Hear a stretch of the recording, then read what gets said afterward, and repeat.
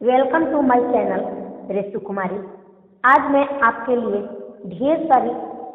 विवाह गीत लेकर आई हूँ, तो आप विवाह गीत को सुनिए। और अगर अभी तक आप मेरे चैनल को सब्सक्राइब नहीं किए हों तो जल्दी से जल्दी रेड बटन पर क्लिक करके आप मेरे चैनल को सब्सक्राइब कर लें। और अगर अच्छा लगे तो आप लाइक का बटन दबाना न भूलें। लाइक का बटन जरूर दबाएं और अपने दोस्तों को भी शेयर करें। ऐसन सुंदर बाबू के मिललई सरवा, ऐसन सुंदर बाबू के मिललई सरवा, पान देली साटे लागी खा गेलई सरवा, पान देली साटे लागी खा गेलई सरवा, ऐसन सुंदर बाबू के मिललई सरवा,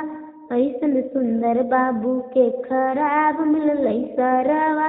ऐसन सुंदर बाबू के खराब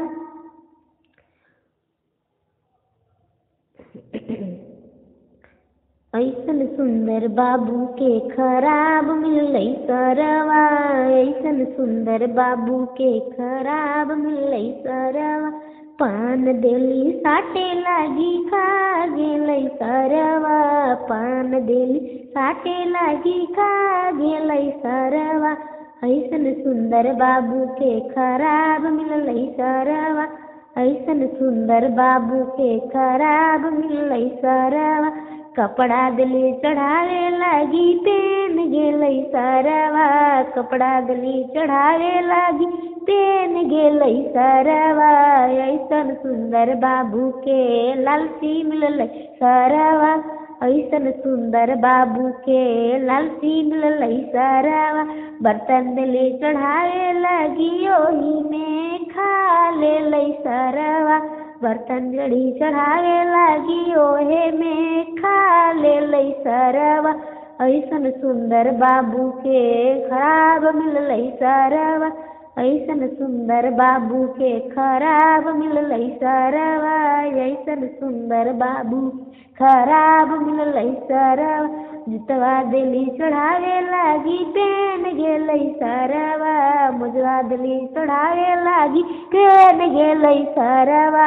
ऐसन सुंदर बाबू के ऐसन सुंदर बाबू के खराब मिललई सरवा, ऐसन सुंदर बाबू के खराब मिललई सरवा, चनवा दिली चढ़ावे लागी पेन गेलई सरवा, घड़िया दिली चढ़ावे लागी पेन गेलई सरवा,